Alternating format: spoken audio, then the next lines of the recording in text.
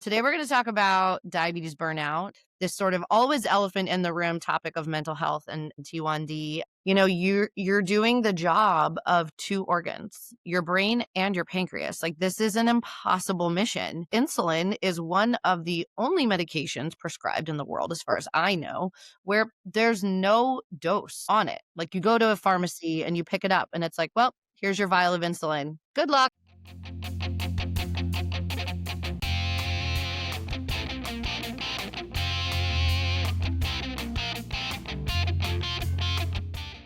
Welcome to Think Like a Pancreas, the podcast, where our goal is to keep you informed, inspired, and a little entertained on all things diabetes.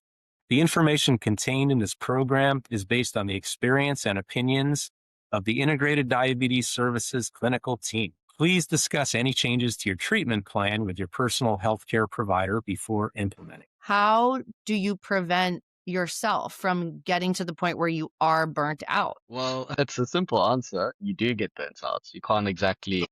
Let's I dig don't. into that then. Let's dig into that then. So for me, obviously, when you're younger, your parents are helping you manage it. So obviously, I was diagnosed when I was very young, and at that moment, I didn't understand it. I mean, they told me stories. They recall me hiding under the nurse's bed. I didn't want to be pricked. I didn't want to be dosed. This was just after I I'd did been the diagnosed, exact same and thing in the yeah, hospital. I was yeah. 6 years old. I hid under the crib in hospital. They tried to find me. You don't want that. Nobody wants that attention. Yeah, no, I think so. Obviously, over time, you monkey see, monkey do, right? So, like for me as a young child, I didn't necessarily think of it as anything. I didn't have a construct in my brain that, oh, this is lifelong and this is a day to day. It doesn't go away. And if anything, with life stresses, with everything that comes with it as you grow up, you have to contribute to society, you have to study, you get a job, you own a business, you run a business. And for me, I have had periods in which I've been burnt out, but they've actually been later in my life. So just for context, I'm a lawyer now. I did my undergrad at university and then I did my master's, and I felt the most amount of burnout when I started my first year of my master's. That was in 2021. And for me, the way in which it presented itself for me personally was I just didn't take care of the basics. So basics being, I'm not sure what insulin or glucose control monitoring you use, but like for me, just the daily need to, how many carbs did this meal actually take up? Like I need to now put that into my bolus wizard, let it vote, and then let it work out how much insulin is connected to that and how much to go in. And my burnout presented and I just stopped doing the basics right. And you can't really put your finger on it, but because it's every single day, all the time, it's relentless, and it becomes part and parcel of your journey. Sometimes when other life stresses are higher or in your brain, you see them as more important. That's when it happens. Yeah. It happens because you feel like it's a nuisance. You feel like it's a constant tapping on the back of your head. It's in your subconscious. And quite frankly, you feel it physically too.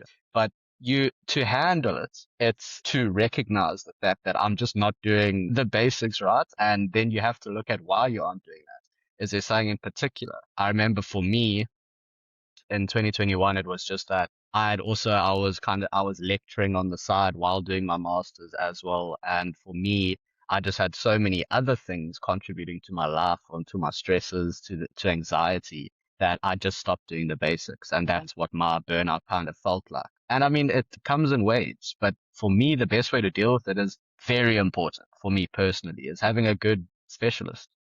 For me, Paula Diab, her and I have a great relationship. I just say, listen, I've just stopped doing the basics. Can I know it?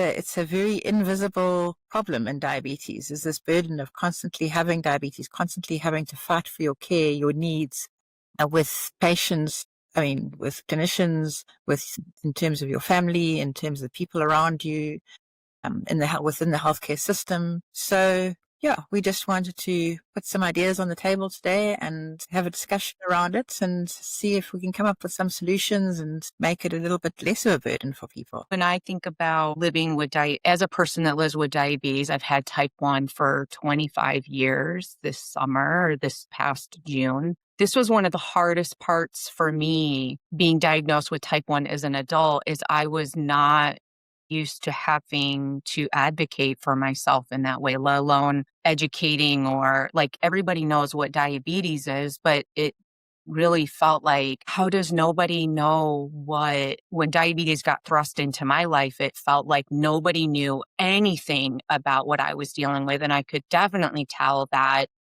healthcare providers really didn't know. They had big concepts of what it was, but they really didn't know the totality of how that was impacting me. And I had a lot of wounding moments in that gap of what I maybe expected from healthcare professionals, naively so, validly so. And I stumbled and struggled for a few years after my diagnosis, really having a love-hate relationship with how I was being talked to. I was just with some of my closest, dearest friends with diabetes a week ago, and one of the things that was said by a dear friend of mine was she remembers every shitty thing that a healthcare professional has ever said to her about her diabetes. And boy, that really rings true for me too. So many barriers to this self-managed condition in air quotes. And man, there's just so much up against us. And so this need to advocate, we just come up against it again and again and again and again. And it sneaks up like at a party or a gathering at a restaurant or at a concert or wherever we might be, that something, whether we're trying to get into an arena and we've got diabetes gear on, what line do we go in and how do we advocate for that? Healthcare systems are not really set up for chronic illness management. They're set up for rashes and sprains and colds and not for in the trenches of what it is to live with a chronic condition day in and day out, moment after moment, hour after hour. I think you made a comment in the last podcast we did when we were talking about diabetes being like an ultra marathon and being this long distance event that you've got to continuously like struggle with all the challenges. And you coined a phrase, I don't know if it's yours or you got it from somewhere else, but compassionate curiosity. And it really struck a chord with me. Think Like a Pancreas, the podcast, is brought to you by Integrated Diabetes Services, where experience meets expertise, passion meets compassion, and diabetes care is personal because we live it too. Our team of clinicians, all living with type 1 diabetes, understands the challenges firsthand. We're here to help no matter where you are in the world. From glucose management to self-care strategies, the latest tech, sports and exercise, weight loss, type 1 pregnancy, and emotional well-being, we've got you covered. We offer consultations in English and Spanish via phone, video chat, email, and text. Want to learn more? Visit integrateddiabetes.com or email info@integrateddiabetes.com to schedule a consultation. There's no timeout in diabetes. There's no, I'll just go and sit here on the side of the road and not be diabetic for an hour or a day or a week. There's no winning in diabetes. I don't think we ever get to that perfect control. Connecting it with diabetes this is often the invisible part of diabetes, right? As we've been burdened with this just outrageous self-care regimen that often has unexpected and disappointing results despite our best effort. And we need people around us to be cheering us on. I've not personally run an ultra marathon, I've not run a marathon, but I know, I would think that along the way, there's different aches and pains and thoughts of self-doubt. And the mental part of running a race I think is a really great parallel to what it is with diabetes. It's just that with a race, there's this natural drawing of, but no one's inspired by somebody living with diabetes. And yet we can build our crowd. We can build our own support people in our lives that do see us and do acknowledge the aches and the pains and the self-doubt, but keep cheering us on. And I was going to say, I was thinking my husband and I went out to eat just a quick little burger joint in town on Friday. And the woman that was helping us, I saw a CGM patch on her arm and my eyes just, I'm a fan, right? Like I'm her fan. I'm her crowd support. And then I'm like, me too. And like, well, all I did was I said, do you have type 1? And I think I said type 1 question mark. And she was like, yeah. And I'm like, I've had it for this long. And like,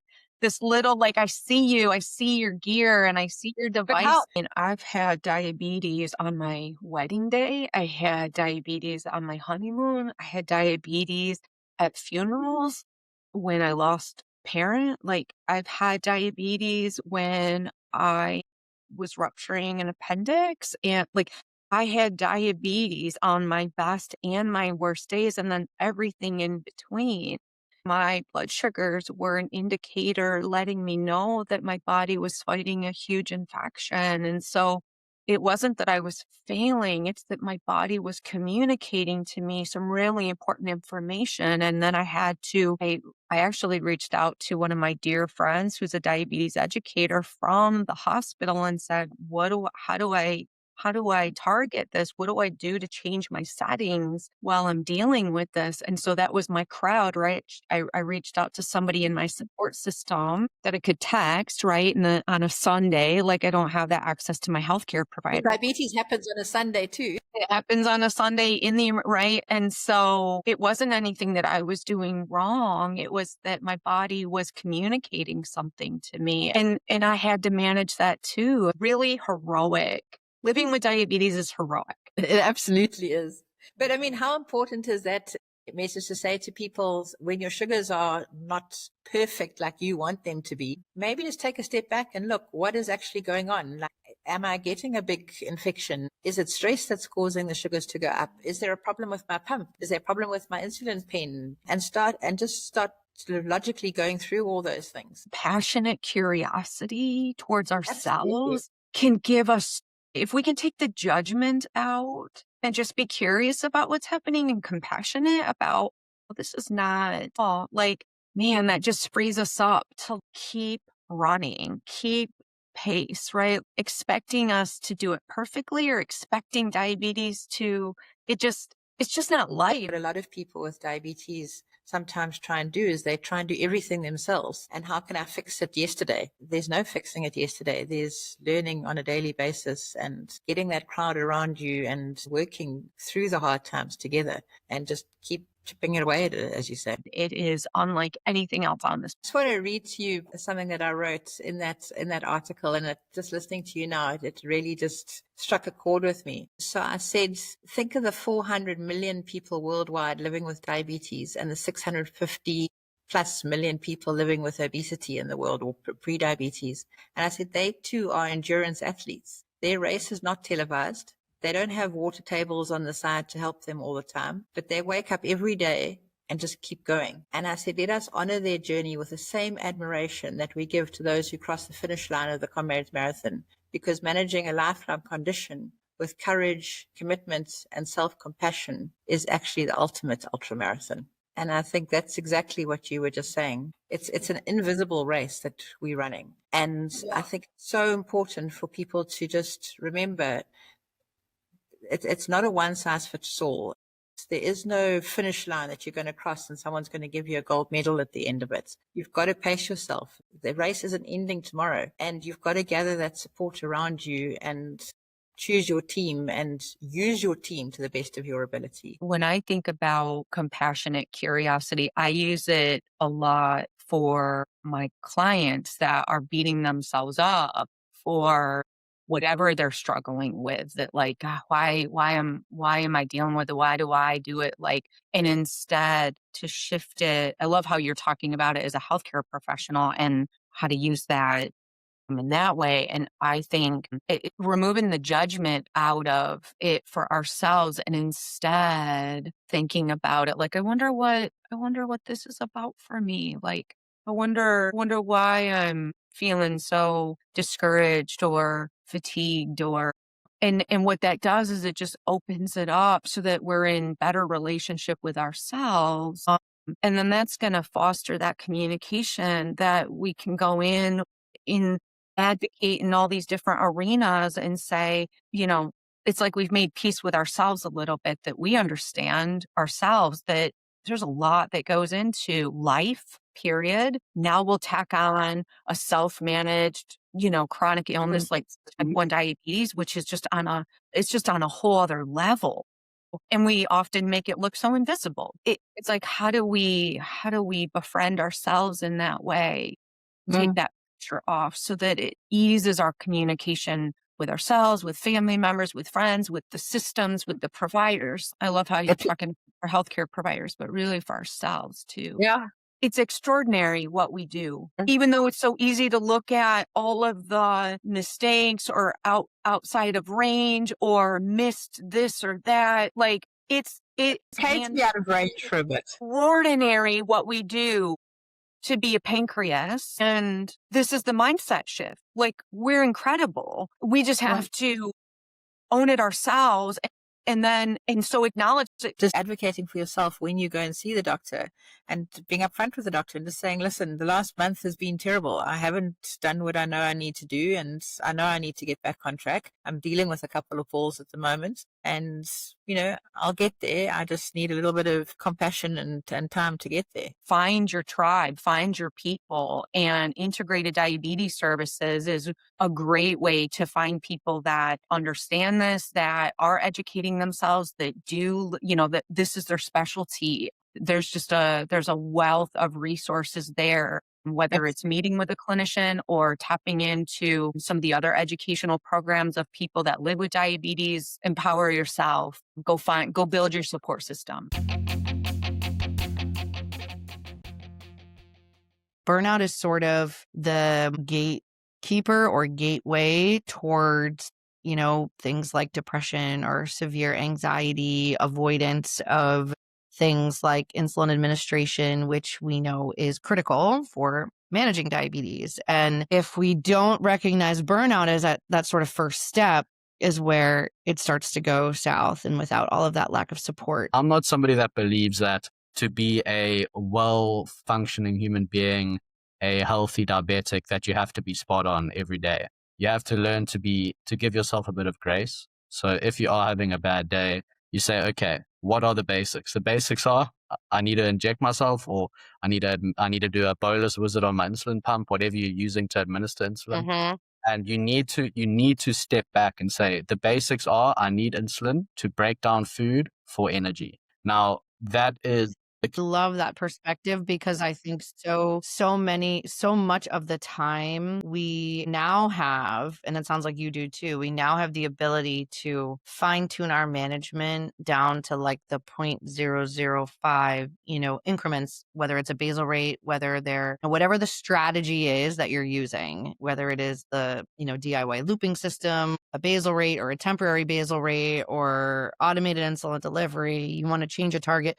We have the option to manipulate this type of insulin, but sometimes that can be overwhelming. Just like celebrate those little strengths, because I think it is so, so easy to flip a switch and get into that mindset of burnout. Oh, I should have done this. Oh, I could have bolused for that. Oh, maybe I should go for a walk. What went well today? Like, even just like one meal or one section of the day was flat overnight. Pick apart the strengths of your day, because those will help jumpstart and fuel your engine to have more moments like that. Thanks for tuning in to Think Like a Pancreas, the podcast. If you enjoyed today's episode, don't forget to like, follow, or subscribe on your favorite podcast app. On behalf of Think Like a Pancreas, the podcast, I'm Gary Shiner, wishing you a fantastic week ahead. And don't forget to think like a pancreas.